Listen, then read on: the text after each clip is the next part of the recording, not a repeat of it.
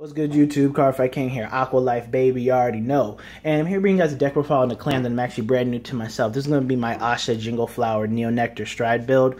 Now, I acquired the deck Wednesday. Friday and Saturday, I completed the deck, to what it is. And play tested a little bit, then played in a little mini tournament Saturday night. And I'll give you a little tournament report at the end of the video. But what piqued my interest in the Asha build was more or less just Jingle Flower and her GB2 skill, because Neo Nectars to me have always been great with field consistency and building up a field, but not having a lot of power behind it, and that's what I felt kept them out of the competitive scene, was their lack of power. And Jingle Flower and Asha's GB2 skill, bring that much needed power so they can make an appearance in the competitive scene. Because me, I'm all about the competitive scene life, and we don't do casual out here, bruh. But yeah, so pretty much that's what it is.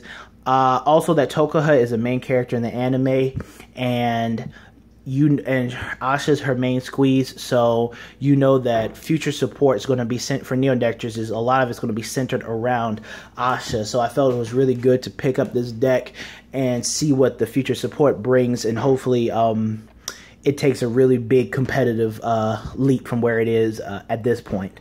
Now, again, I am new to the clan, so there are some things that I do want to change that I do know about, and I will explain those to the video. But if you guys have any suggestions, please leave them in the comment section below, and let's get to it. Alright, so the starter is going to be Spring Maiden Ozu. What she does is that, she just throw her into the soul at GB1, Counterblast 1, and clone a grade 2 or less rear guard on your field. She's really good. She's pretty good for when you can't, because on Asha, you need to have like something on your field to clone first, and if you stride and you can't use her skill, then you can just call something out and then use her skill to clone it. So it'll still be able to start cloning things. So she's just really good, and she combos really well with Multivitamin Dragon. I'm actually going to probably get another copy of her, because she's pretty essential, especially if I can't really build a board. Being able just to copy her out and then have 2 of her to make certain combo plays happen is pretty good. 4 heal triggers, because we need a heal. Now, I run 4 draw triggers because, again, my meta is heavy on field destruction and shadow paladins, which actually do some field destruction too. And the draw triggers just help me retain some hand advantage, as well as seeing my units. In this deck, since one of the weak points of this deck is that you have to have the same name on the field for a lot of their power plays. Being field destruction, killing units off, and also damage checking can really hurt those type of plays. And so being able to draw triggers allow you to replenish your hand, get to see those units, so it protects them from going to the damage zone, from your deck and things like that. Also, the stand trigger in this meta game today for me is actually a pretty good stand trigger, but it fizzles out early game, and people say, oh yeah, you could check it with Jingle Flower. Well, I don't want to sit there and rely on my drive checks in order to win the game. I want to win based upon what the deck does rather than what I drive check. So, but that's the reason why I run draw triggers. It's more or less just because of the way my meta is. And then I run 8 criticals because we need to be able to crit and force damage on our opponent. All right, on to grade 1. Alright guys, so for grade 1, I run 1 copy of the AK Vanilla. I'm probably going to change this to the Soul Blast 2 Draw or Soul Blast 2 Unflip 2 because I wanted to go for more utility over her. So she's probably going to change this, but she's not bad as a first right target, and I do realize I should probably run 2 copies of her. So that's probably going to change because it is another target to clone, and I need to be able to clone as often as I can. But right now she's she's just in there as a placeholder for that. 4 copies of the G Perfect Guard, just to unflip damage really, and you got to run 4 Perfect Guards. 4 Stride Neighbors, because we need to be able to stride. This deck is really heavily dependent on striding and getting off, those skills. Asha's cloning ability, Jingle Flower, power plays, things like that. And then 4 Sour Slicers. Sour Slicer is an amazing grade 1 so far that I, since from my testing. So what it does is that for each other copy of it on the field, it gains plus 1,000 power. So, I'll couple with like Flower Screen and stuff. You can have some really beefy lemon boosters, so to speak. All right, on to grade 2. Alright guys, so for grade 2, I'm running 4 copies of Maiden of Gladiolus. So she's like the Magnum Assault clone, so to speak. So when you boost her, GB1, Counterblast 1, and she attacks a Vanguard, you just clone a card. It's a way just to build up field more or less, especially against field destruction decks. She's pretty good at copying those back row boosters that you need out of your deck. 4 Tokyo attackers. I'm just running them for more power plays. I am looking for another option I could possibly run over this card. So if you guys know of anything I should try out, please comment down in the section below. But you know, Tokyo attackers have been putting in some work. You know, gaining power and everything, and having them hit those really good numbers has been working out nicely. And then 4 Maiden of Flower Screen. This is probably my favorite card besides Jingle Flower in the deck. So what she does is at GB1. You just send one of your normal units back into the bottom of your deck. Not a normal unit is like a non-trigger unit, and she gains the name of a card on the field. You pick a card and she gains that name. So she is a very key port. She is probably one of the most important rear guards in this deck because again, like I said, one of the weak points of this deck is having the same name of a card on the field. And a lot of the times, like, dang, I only have 2 copies of this card in the field, or I only have 1 copy of this card in the field. What she does is she copies that name so that when we go into Jingle Flower, when we do our Asha GB2 skill plays, and things like that, or our cloning abilities, you know, she acts as another copy of that card, so we can use her name to further along our effects. So she's very, very, very key in the deck, and you got to run 4 copies of her. It's a must. At least right now, it's a must. All right, on to grade 3. All right, for grade 3, I'm running 4 copies of Maiden of Trailing Rose. Yep, one reason I got her is because she is getting a Legion in the next set, but also the fact that she's a good backup Vanguard for her on hit pressure. If she hits, you counterblast 1, Persona Blast, and you get to look at the top 5, call 2 Neo Nectars from the top deck. So she not only has that on hit pressure, but she also builds field presence early game, so that's pretty good. And then the one I generally want to be on is Ranunculus Flower Maiden Asha. So her GB2 skill is she gives all of your rear guards. She gives every unit on the field the ability that if you have at least 1 other copy of it on the field, they all gain plus 5,000. So if you have 2 Ashas on the field, then both of these Ashas get plus 5,000. Even if you have 3, they still only gain plus 5,000. But that plus 5,000 is like you know, really good. You know, you can start hitting magic numbers, you know, 21, 23 or higher. If you have like a back row of Sour Slicers, that's pretty much plus 10k to the column if you have something copied in front. So it's definitely a good unit. And again, Flower Screen just, you know, allows her GB2 skill, you know, just, you know, has so much more presence now. And her stride break skill is just when you stride over it, you counterblast once, clone a unit, and give it plus 2,000 power. So one of the things I do is like if I have a Flower Screen now, if I can clone a Flower Screen, that means that Flower Screen copies something in the back row, and we can go on from there. Or just like I do one thing, copy a unit in the back row, she gains plus 5. Copy an Asha, she gains plus 5. So it's pretty good. And then to the stride deck.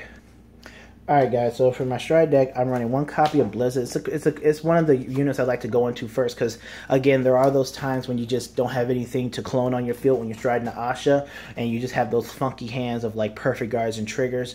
So it's good to just get Asha's GB2 skill off early game so that we're able to, you know, make a field, especially if we're not guaranteed to stride the following turn. 1 Arborea, if she hits, clone a unit, give it plus 2,000 power. It's kind of nice, but I usually flip her over with Blizzard because she's like she's okay. 1 copy of Multivitamin Dragon. I actually really like this. I go into this as my first stride if I'm able to start cloning things off the bat. So what he does is when another unit of the same name is called out, you get to give the original unit on the field plus 5,000 power. So what I'm saying is that, let's say I have an Asha out, I clone an Asha, so let's say we get that other Asha clone out. The original copy that was on the field first, and up to 3 other copies of Asha. So if we have another one here, so the original copy and another copy both get plus 5,000 power. So he's good for those early game pressure plays. And then obviously I'm going to be running probably, it's not obvious, but 1 copy of Primavera. Primavera is a card that I generally only use really late in the game. Like I use it against Black Steve at locals last night. So what she does is you counterblast 3, discard 1, send 5, or counterblast 3, choose 5 normal units in your drop zone, put them to the put them back into your deck, and then discard a card, and then you get to superior call. You get to copy 2 units and superior call 2 copies of that card to the field. So you could send like 5 cards back, send 2 copies of a card on the field, 2 cards on the field, and then copy those 2 units. So she creates another play, but she also gets units back into your deck. Like you ran out of perfect guards, she gets those some perfect guards back into your deck. But I see her only as more or less a late game option. I don't see her as something that you want to go into first or second or third or whatever the case may be. So she's all right. And then we have Jingle Flower, the best stride in the deck. This card is amazing. So what it does is you flip one copy of him over if you already have one face up, and you choose one of your rear guards, and then for each copy of that rear guard on the field, each unit on your field gets plus 2,000 power for each copy on the field. So like I said, we got Flower Screen, we got Sour Slicer, Sour Slicer, Sour Slicer. Have her copy of Sour Slicer. Now, 1, 2, 3. We have 3 copies of Sour Slicer. Each unit on the field, Vanguard included, gets plus 6,000 power because we have 3. So that's just a real, he's just a really good card. He makes those 40K, 50K type columns. Yeah, it's really good. Let me get into the tournament report. Okay, so round 1, I played against Black Steve's Revenger deck, which I'm gonna do deck profile of next. Pretty much game 1, I couldn't block his Diablo. I didn't see a perfect guard late game, and my field was quite decimated from Abyss and Diablo skills. Then game 2, I was able to go into Primavera late game, and put my perfect guards back, and clone the unit, get that extra attack, and force the rest of the cards out of his hand. Then game 3, he rushed me with the Masquerades on grade 1, and I didn't damage check any triggers to stop his rush, and I was put in the corner from turn 1 on. And then round 2, I played against OTT. I won game 1 off a Jingle Flower skill. But games 2 and 3, my opponent was healed on 6, I think once or twice, but was hitting just a lot of heal triggers, and I actually wasn't hitting my heal triggers. I wasn't really critting him too much, so I just got, the heal triggers just is what killed me, and I wasn't able to put a lot of pressure on it. And even though, and one thing that made me, kind of about it is that Jingle Flower doesn't gain like an extra crit if you have like 2 or 3 copies of the same card in the field or anything like that. It's just raw power, which is good, but in this day and age, I just wish he just had a little bit more. Having an extra crit would have guaranteed me the win on in game 2 and whatnot. So it was a little bit lackluster, and him having a big hand and like 40k shield. Obviously, when you damage check triggers, it hurts you. When your opponent damage check trigger, it hurts you. But when you damage check heal triggers, you're not getting off extra attacks. Your opponent is playing OTT. They just have a lot of hand to block. It was just it was just things just going his way at the right time. And then round 3, I played against my boy Zach. He was playing a Spike Brothers. Game 1, he got great locked, and I got the win.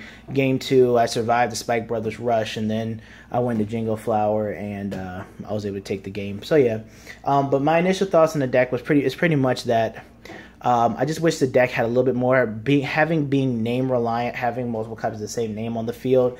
Is one of the weaker points of this deck, because if you're going up against decks like I was playing against Jared's Brawlers, just him being able to punch the whole field, having all those units in my drop zone, like it's just a little bit, it's just harder to play against field destruction with this deck than I would think of a lot of other decks. Aqua Force, it's a challenge, but it's a more manageable challenge than this deck, because a lot of their power plays revolve around having units of the same name on the field. But when you're able to establish that, then you can get some power, and you get some real power columns going.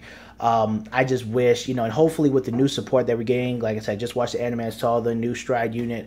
It gave some power that they're getting a new Resist grade 1 unit that's like a Glimmer Breath clone, I think. So having that to help counter against field destruction is very good. But yeah, I'm just hoping that the future support for this deck will, Yes, it made an appearance on the competitive scene, but I'm waiting for the support to take it up another notch. But yeah, this has been the Cardfight King. Hope you guys enjoyed it. Like, comment, subscribe, and I will be bringing you guys the Revenger deck next. All right, Cardfight King, and I'm out. Peace.